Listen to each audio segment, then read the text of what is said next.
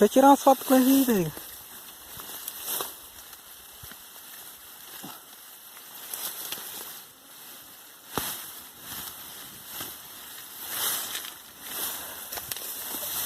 Ele vai até doido aí.